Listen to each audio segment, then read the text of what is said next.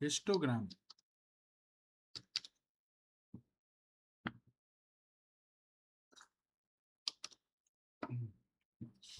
क्या होता है? हिस्टोग्राम देखा है पहले कभी हिस्टोग्राम? नहीं? चलिए ठीक है, हिस्टोग्राम देखते हैं हिस्टोग्राम कैसा होता है और इसका क्या रोल है आपकी एनालिसिस में। ये इस तरह का आपको हिस्टोग्राम मिलता है।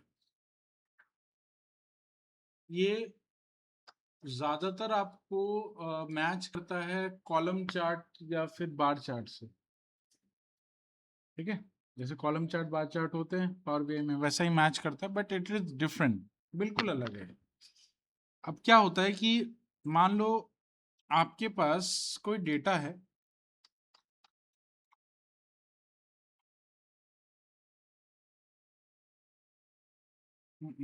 लास्ट टाइम हम लोगों ने ये टाइटेनिक वाला डेटा सेट यूज किया था ना, ये टाइटेनिक वाला डेटा सेट था जिसको हमने यूज किया था।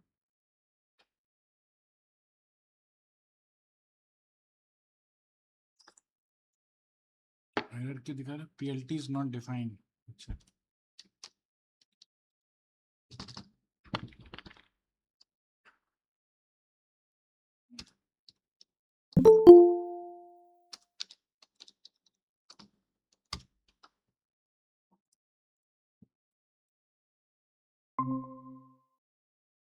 ठीक है।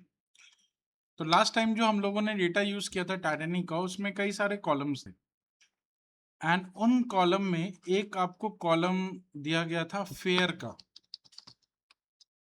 डेटा, इसमें कॉलम था फेयर के नाम से।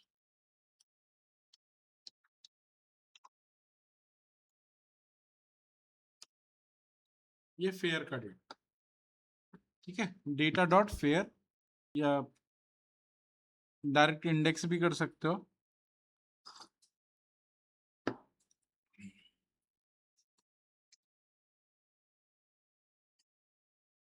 अब आपको आपके फेयर का डिस्ट्रीब्यूशन देखना है। डिस्ट्रीब्यूशन में क्या होता है, जैसे आप मान लो फेयर की जो वैल्यूज हैं उसका अगर आपको हिस्टोग्राम बनाना पड़े, तो हिस्टोग्राम बेसिकली न्यूमेरिक कॉलम पे यूज होता है ना। न्यूमेरिक कोई नंबर है, नंबर वाले कॉलम्स हैं, उन कॉलम के अंदर आप हिस्टोग्राम लगा सकते हैं। जैसे आप बॉक्स प्लॉट लगाते हैं या फिर आप पाई प्लॉट बनाते हैं, तो आपको नंबर्स के अकॉर्डिंग आपको करना पड़ता है ना।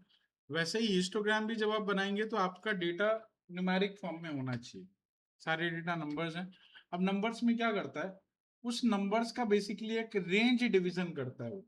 रेंज मतलब मान लो फेयर है, तो फेयर की वैल्यू लेट्स से 0 से स्टार्ट हो रही है और 500 तक का फेयर है, ठीक है, जिसमें आपको एक कैटेगराइजेशन करनी है कि ज्यादातर फेयर कितने आते हैं अपने पास। कितने का मतलब कि मान लो 0 से लेकर के 50 तक में टोटल कितने फेयर्स हैं, जिन ऐसी काउंटिंग है जिनके फेयर 0 से लेकर 50 तक के बीच में, ठीक है। 50 से 100 के बीच में कितने हैं, 100 से 150 के बीच में कितने हैं, 150 से 200 के बीच में कितने हैं, उनकी फ्रीक्वेंसीज देखनी है। बात समझ आई? आपको उसका डिस्ट्रीब्यूशन ऐसा देखना है कि आप अपनी एक रेंज डिफाइन करके उसका आप टोटल काउंटिंग या उसकी फ्रीक्वेंसी देख सकते। उसके लिए आप यूज करते हैं हिस्टोग्राम, ठीक है। और ये जो डिविजन्स हैं 0 से लेकर के 50 तक, 50 से 100 तक, 100 से 150 तक, इन डिविजन्स को बोला जाता है बिन्स। बिन्स का मतलब डिविजन्स ऑफ हिस्टोग्राम। हिस्टोग्राम में जो डिविजन्स बनते हैं उनको हम बोलते हैं बिन्स। तो हिस्टोग्राम में अभी फिलहाल आप फेयर का हिस्टोग्राम बस डायरेक्टली बना दो, देखो क्या बनता है। तो हमने डेटा डॉट फेयर को हिस्ट पीएलटी डॉट हिस्ट में डाल दिया और पीएलटी डॉट शो कर दिया। इसने क्या किया, आपको एक रेंज बना के दी। रेंज में क्या क्या इसने लिया है, ये जो आपको दिख रहा है नीचे, ये क्या है? तो ये फेयर की प्राइसेस है और उसका रेंज है। जैसे टोटल आपकी जो फेयर की प्राइसेस है वो 500 से थोड़ी सी ऊपर है, मतलब अराउंड 550 तक, ठीक है। और ये क्या है? ये है उन फेयर के रेंज की काउंटिंग, ठीक है, जिसमें से आपको ये पता चल रहा है कि 0 से लेकर के 50 तक का जो फेयर है, मतलब ये जो बीच में डिवीजन है ये 50 है यहाँ पे, जो 0 से 50 तक का जो फेयर है उसकी फ्रीक्वेंसी सबसे ज्यादा है। मतलब कम फेयर वाली जो कैंडिडेट्स हैं या कम फेयर वाले जो पैसेंजर्स हैं वो ज्यादा है, ठीक है। मतलब 0 से लेकर के 50 तक का जो फेयर है उसके नंबर ऑफ जो पैसेंजर्स हैं वो ज्यादा है। फिर 50 से 100 में टोटल 100 पैसेंजर्स है, ठीक है। 100 से 150 के बीच में टोटल मतलब 50 से थोड़े से कम होंगे, 30-40 के आसपास। 150 से लेकर के 200 के बीच में बहुत ही कम लोग हैं जिनके इतने फेयर हैं। फिर 200 से 250 के बीच में थोड़े ज्यादा है, मतलब अराउंड 20 के आसपास या 10 के आसपास लोग रहे होंगे। 250 से 300 के बीच में कुछ फेयर्स हैं जिनकी नंबर्स भी बहुत कम है, बिल्कुल ऑलमोस्ट नेग्लिजिबल है, लेकिन हाँ यहाँ पे भी है। और यहाँ बीच में कोई फेयर ही नहीं है, 300 से ऑलमोस्ट 450 के बीच में कोई फेयर नहीं है। फिर फेयर स्टार्ट होता है 450 से 500, है ना। अब इससे ये पता चला कि ज्यादा फेयर बहुत कम लोग अफोर्ड कर सकते हैं, ज्यादा फेयर बहुत कम लोग अफोर्ड कर सकते हैं, लेकिन जो कम फेयर है वो ज्यादा लोग अफोर्ड कर सकते हैं।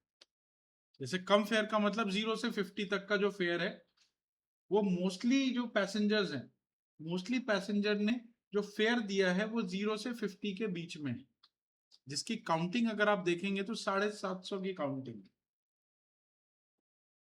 ठीक है, राइट। तो इस तरह की जो काउंटिंग्स होती है उसको देखने के लिए आप यूज करते हैं हिस्टोग्राम।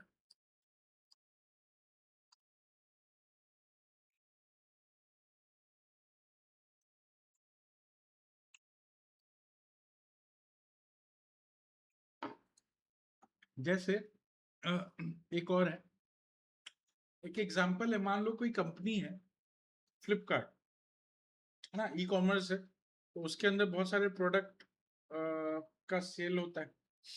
मान लो वो मोबाइल सेल करता है ना, तो बहुत सारे रोज के बहुत सारे मोबाइल सेल होते हैं, अलग अलग कंपनीज के, अलग अलग रेंजेस के, ठीक है।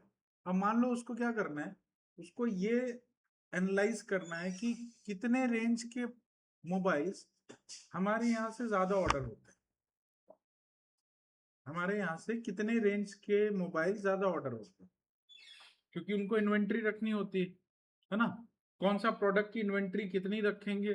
जैसे छोटे मोबाइल फोन्स की इन्वेंट्री बहुत कम है आजकल, आप देखोगे तो बहुत सारे आपको नहीं मिलेंगे, बहुत कम फोन मिलेंगे जो छोटे मोबाइल, जो फीचर मोबाइल आते हैं। स्मार्टफोन की इन्वेंट्री बहुत है इनके पास, उसमें भी एप्पल की इन्वेंट्री बहुत है, आउट ऑफ स्टॉक ही नहीं होती, चलती रहती है, लोग खरीदते भी, आउट ऑफ स्टॉक भी नहीं होता, ठीक है। तो काइंड ऑफ इनको उसके हिसाब से इन्वेंट्री रखनी पड़ती है जिनकी डिमांड मार्केट में ज्यादा है।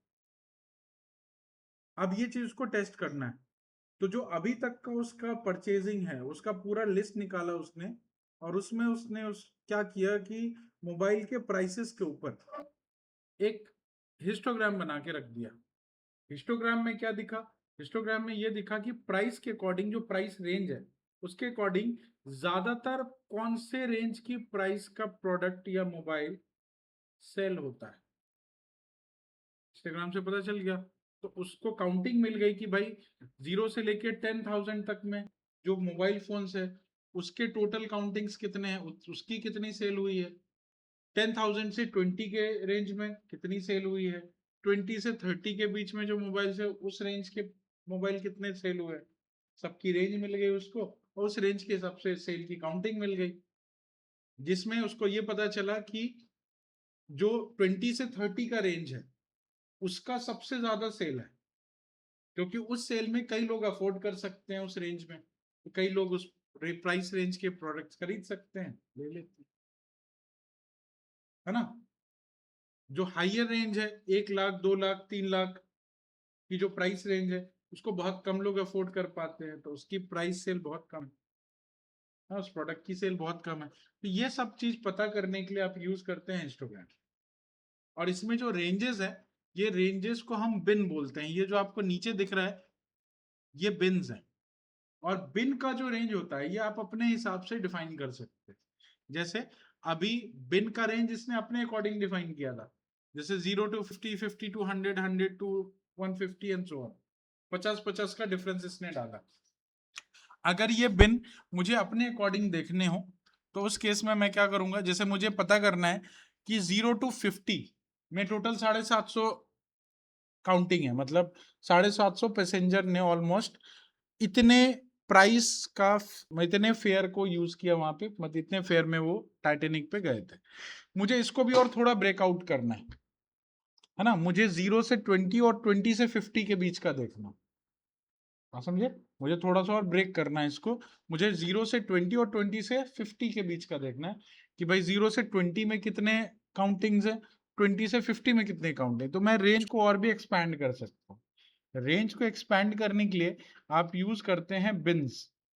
तो जब भी आप हिस्टोग्राम बनाएंगे तो आप उसके बिन्स खुद डिफाइन कर सकते हैं। इसके लिए आपको बिन्स का एक पैरामीटर दिया जाता है। बिन्स में आप एक सीक्वेंस डिफाइन कर सकते हैं। लाइक आपने एक रेंज डिफाइन कर दी 0 से, आप रेंज मत डिफाइन करो, इसको लिस्ट में ही लिखो, क्योंकि रेंज में स्टेपिंग बहुत ज्यादा हो जाएगी। आपने एक लिस्ट बनाई, उस लिस्ट में आपने सबसे पहली वैल्यू दी 0, दूसरी वैल्यू दी 20, तीसरी वैल्यू दी 50। तो ये अपने आप 0 से 20 का एक रेंज डिफाइन करेगा, 20 से 50 का रेंज डिफाइन करेगा, 50 से 100 का रेंज डिफाइन करेगा, 100 से 200 का, और 200 से सीधा मैंने बोला 500 का। बीच का मुझे चाहिए ही नहीं था। मैंने रेंज को अपने इस तरीके से ब्रेकआउट कर लिया, 0 to 20, 20 से 50, 50 से 100, है ना, 100 से 200 और 200 से 500। ठीक है, चलिए अब चेक करते हैं। इसको बिन्स कर दो, बिन नहीं है ये, बिन्स है।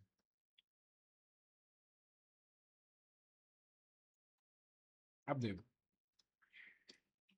अब 0 से 20 जो है, 0 से 20 के बीच में टोटल 550 के आसपास या 520 के आसपास आपको नंबर्स मिल गए।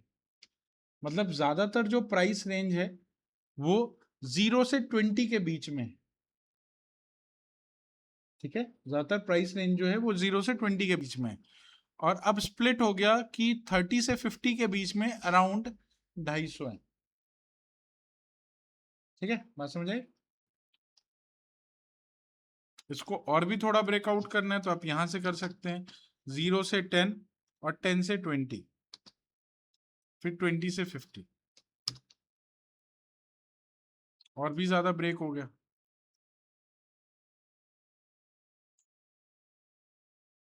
0 से 10 में टोटल 330 के आसपास आपको नंबर्स मिल रहे हैं, राइट। और 10 से 20 के बीच में 175 के आसपास मिल रहे हैं, और फिर 20 से लेकर के 50 तक के बीच में 250 के आसपास या 220 के आसपास आपको यहाँ पे नंबर्स मिल रहे हैं। तो ये सब कुछ जो है ये आप इस तरीके से बिन के अकॉर्डिंग आप डिवाइड कर सकते हैं। तो बिन रेंज डिफाइन करने के लिए आप कितनी रेंज की काउंटिंग देखना चाहते हैं। ठीक है, और ये न्यूमेरिक कॉलम पे ही अप्लाई हो सकता है। तो इस तरह की एनालिसिस आपको कई जगह पे देखने को मिलेगी।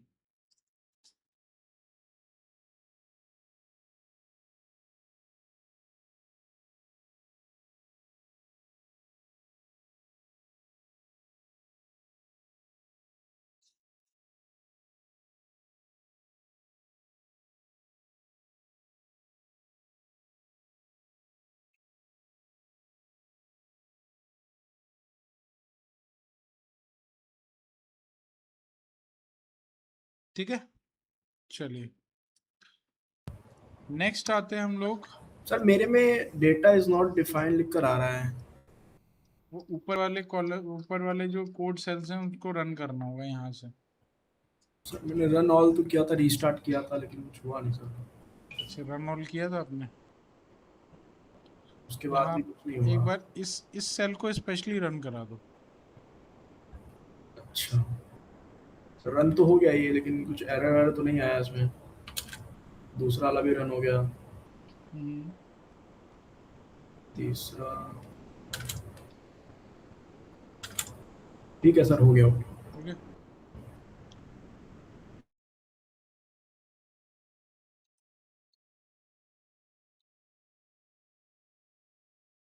चलिए, इसमें सबसे लास्ट है आपका वायलिन प्लॉट।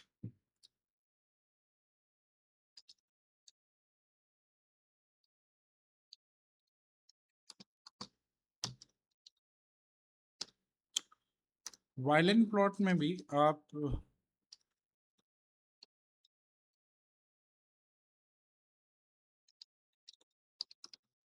फेयर पे ही मैं लगाता हूँ।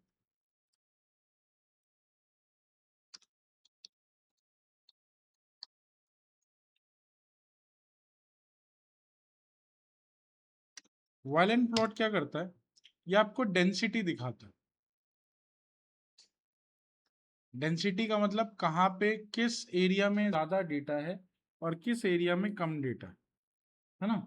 जहाँ पे ज्यादा की अवेबिलिटी ज्यादा है, जहाँ पे डेटा ज्यादा उसमें है, डेंसिटी में है, उसको वो ब्रॉड दिखाता है। और जहाँ डेटा की जो डेंसिटी है वो कम है, वहाँ पे वो उसको बहुत ही कम दिखाता है। तो यहाँ पे अगर आप देखेंगे तो मैंने फेयर पे ही डेंसिटी दिखाई है। तो ये जो एरिया है इसका, इस एरिया में डेटा सबसे ज्यादा है। मतलब ये आपके फेयर की वैल्यू है। ये जो वाई एक्सिस पे दिख रहा है ये फेयर है, और जो नीचे दिख रहा है वो आपकी डेंसिटी है ना। तो ये अगर ये ब्रॉड एरिया है, इस ब्रॉड एरिया में डेंसिटी सबसे ज्यादा है। मतलब ज्यादातर फेयर इसमें ही लाई कर रहे हैं, इतने एरिया में। ठीक है। और उसके बाद धीरे धीरे धीरे धीरे इनकी डेंसिटी कम हो गई है, और जैसे जैसे फेयर की वैल्यू बढ़ रही है डेंसिटी और भी कमी हो रही है। ठीक है। तो ये डेंसिटी चेक करने का तरीका है गॉलन प्लॉट। क्लियर है?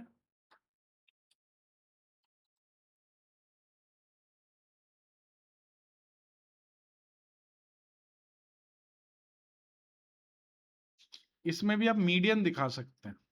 आपकी मीडियन वैल्यू कहाँ लाई कर रही है। Show mean, show medians.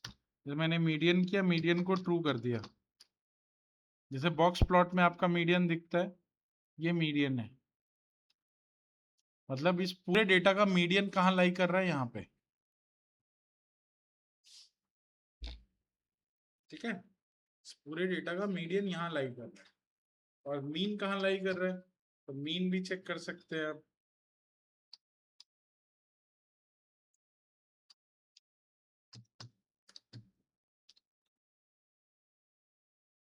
Mean यहाँ लाई कर रहा है, इस जगह पे मीन है और यहाँ मीडियन। और इसमें आउटलायर्स बहुत हैं।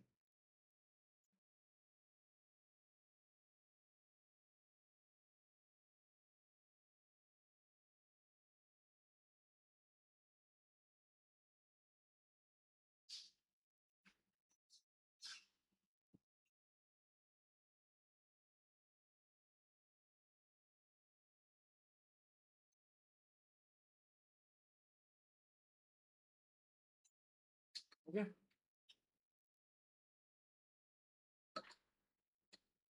ठीक है।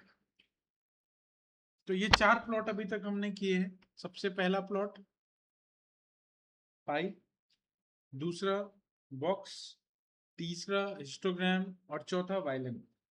ठीक है। लेकिन ये सारे प्लॉट हमने अलग अलग किए हैं।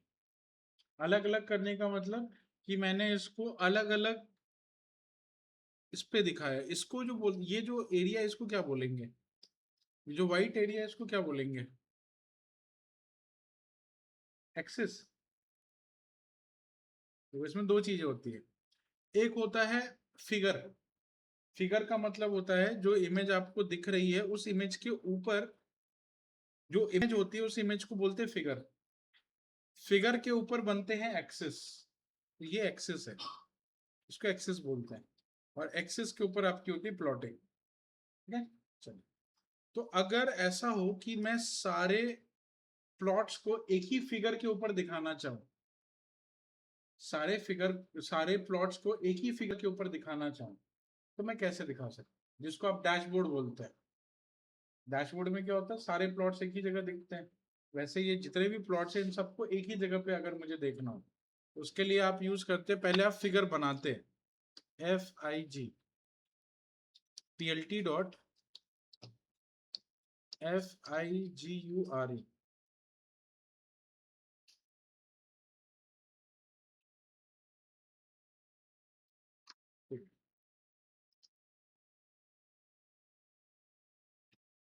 और इसका नाम मैंने दे दिया फिगर। ठीक है, तो एक फिगर बन गया। फिगर का डिफॉल्ट साइज होता है 640 बाय 480।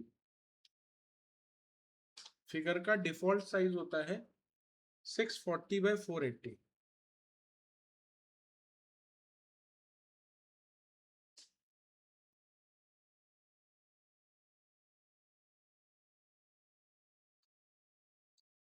ठीक है, चलो अब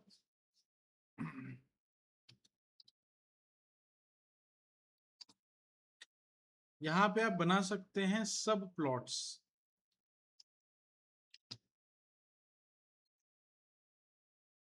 सब प्लॉट में आप डिफाइन कर सकते हैं number of rose and number of column. तो मैंने दे दिया number of rose 2 and number of column 3।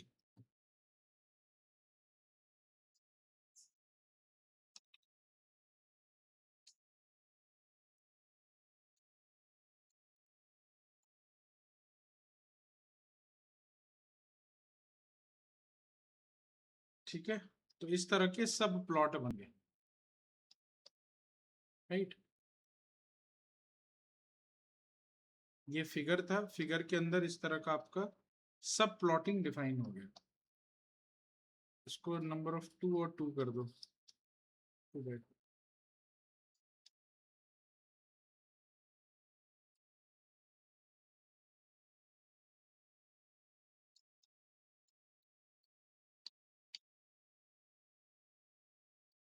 सब प्लॉट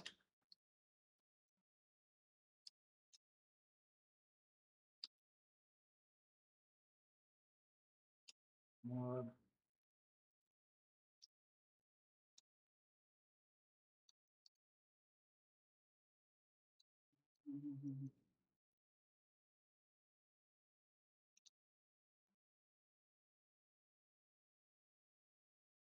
इसके पहले पोजीशन पे मुझे पाई चार्ट दिखाना है।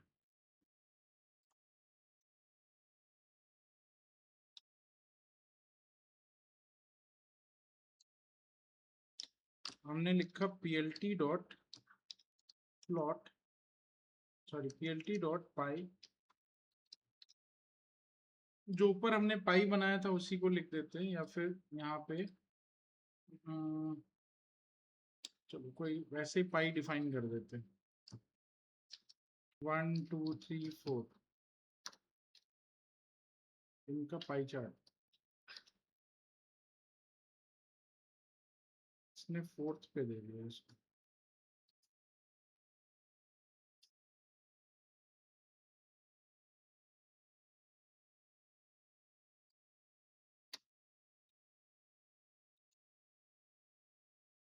इसने 4th पे दिया है,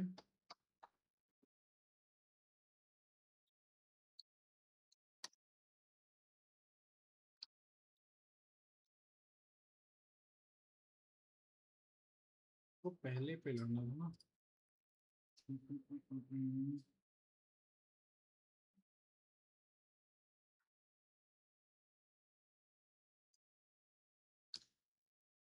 इसमें एक चीज और देना पड़ेगा फिर आपको, सब plot number of column squeeze with, ऐसे नहीं ऐसे लिखते हैं।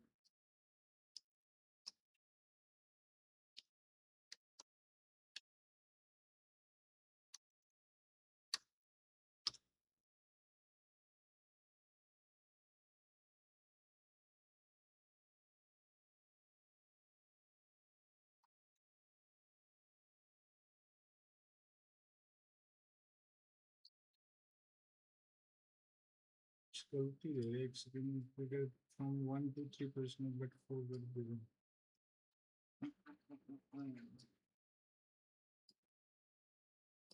कोई नहीं, इसको पीएलटी ऐसे लिखो, पीएलटी डॉट सब प्लॉट, उस फंक्शन में प्रॉब्लम है।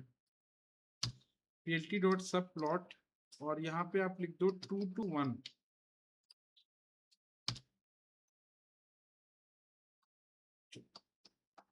दूसरा पीएलटी डॉट सब प्लॉट सब प्लॉट 2 to 2, जिसमें हमने पीएलटी डॉट बॉक्स प्लॉट दिखाना है, और यहाँ पे भी कुछ वैल्यू डाल देते हैं 1 2 3 4 5। मैं इसका बॉक्स प्लॉट बना दिया, 2 आ गए आपके पास, ठीक है, एक ही फिगर के अंदर। फिर आपने लिखा पीएलटी डॉट सब प्लॉट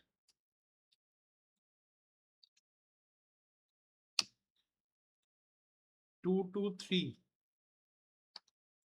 और बॉक्स प्लॉट की जगह मैंने दे दिया हिस्टोग्राम, है ना। इसने इसका एक हिस्टोग्राम बना दिया, ठीक है। और पीएलटी डॉट सब प्लॉट, और मैंने दे दिया वायलिन प्लॉट 2 to 4।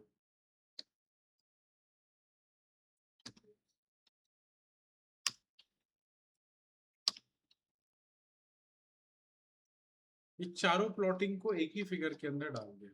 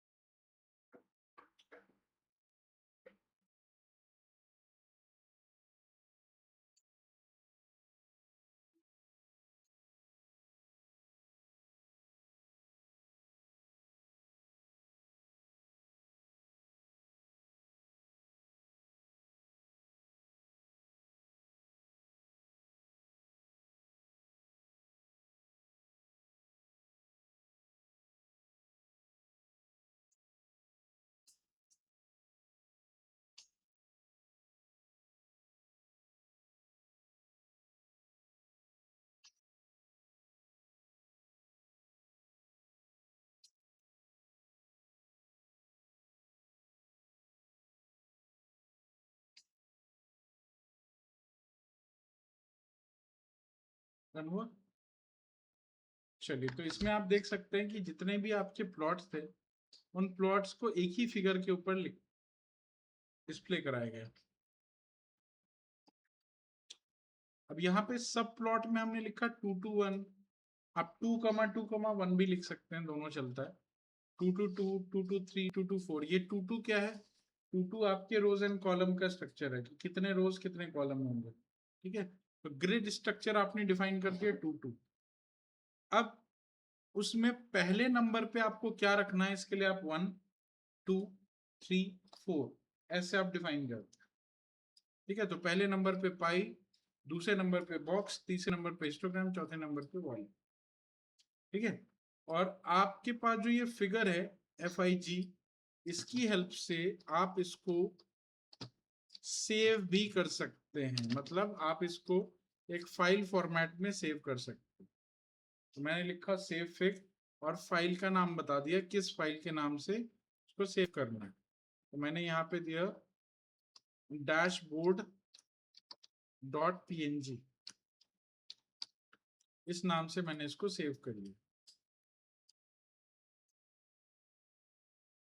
ठीक है। तो हम अपने फिगर को FIG डॉट सेव फिग, आपको यहाँ पे डैशबोर्ड डॉट PNG एक फाइल मिल जाएगी। उस फाइल के अंदर क्या होगा, ठीक है। तो जो अभी आपने फिगर बनाया था, उस फिगर को आप सेव करा सकते हैं।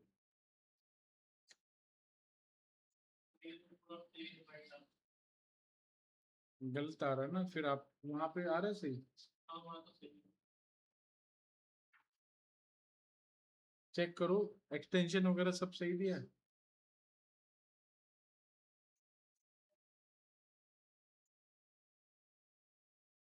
सही है।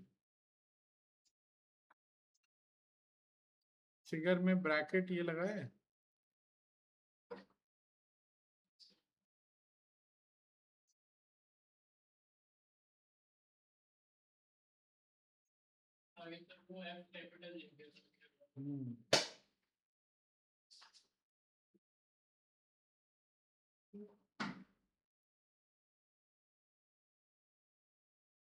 आपका हुआ आयुष?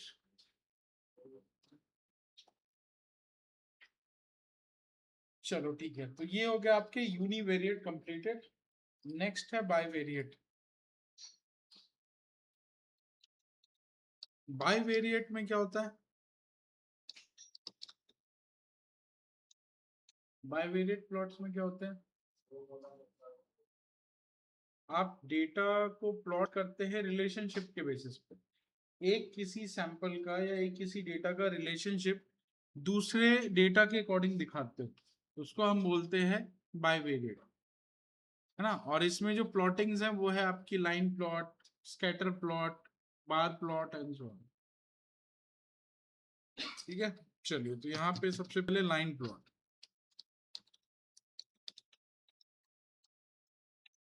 डेटा सेम यूज करते हैं। लाइन प्लॉट जनरली जब बनता है तो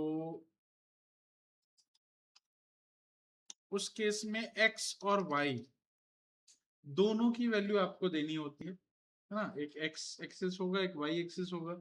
x के लिए भी आपको वैल्यू देनी है, y के लिए भी वैल्यू देनी है ना। तो वो कोऑर्डिनेट के बेसिस पे, अब जैसे मैंने यहाँ पे एक x डिफाइन किया, x में मैंने दे दिया 1 2 3 4 5, ठीक है। ये इसका एक एरे बना दिया मैंने, और एक y दिया np dot array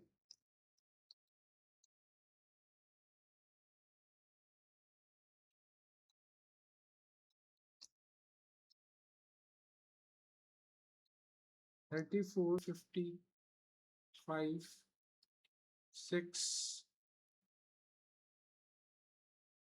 54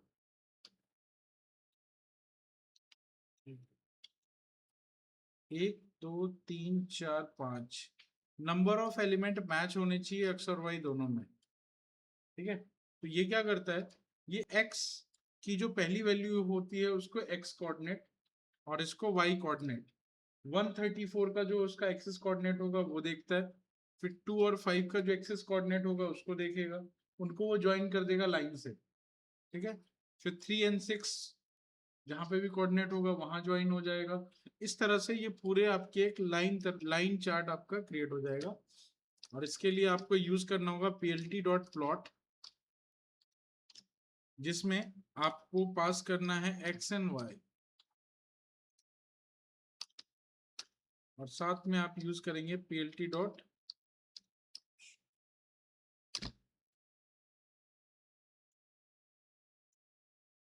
import numpy, ऐसे लिख लेना।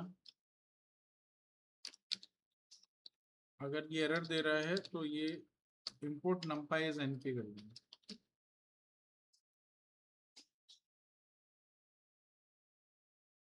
ठीक है, तो this is your line chart where this is the x value and this is the y value, and ये है आपका लाइन नोड। 1 पे जैसे 1 है तो 1 की वैल्यू 34, ये 34 हो गया। 2 की वैल्यू है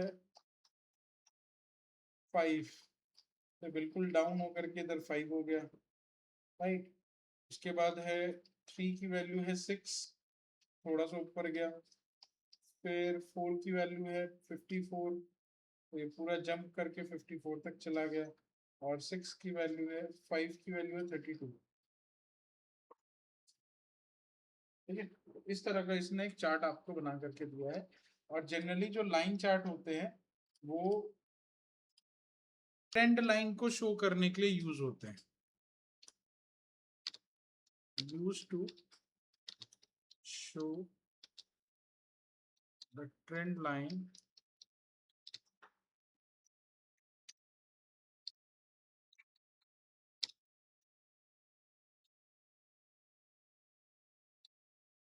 especially for data varying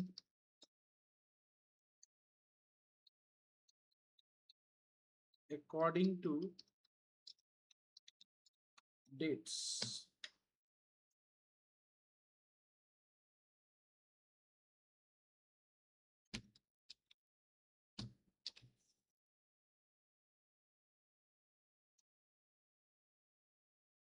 तो लाइन प्लॉट को जनरली हम लोग ट्रेंड लाइन शो करने के लिए यूज करते हैं, और स्पेशली तब जब आपका कोई भी डेटा आपके डेट के अकॉर्डिंग वेरी कर रहा हो, है ना।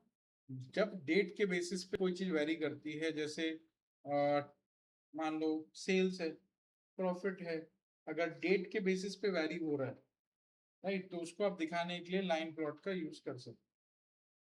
ठीक है, तो ये ट्रेंड लाइन शो करने के लिए यूज होता है। ठीक है, ठीक है, इसको कंटिन्यू करते हैं कल, और इसके आगे हम लोग देखेंगे और क्या क्या लाइन चार्ट में और क्या कर सकते हैं, स्कैटर चार्ट पे कैसे काम करना है, और बार चार्ट में कैसे काम करना है, as well as 3D chart कैसे बनाए जाते हैं। ठीक है, 3D चार्ट कैसे बनते हैं वो भी देखेंगे। चलो कल मिलते हैं फिर।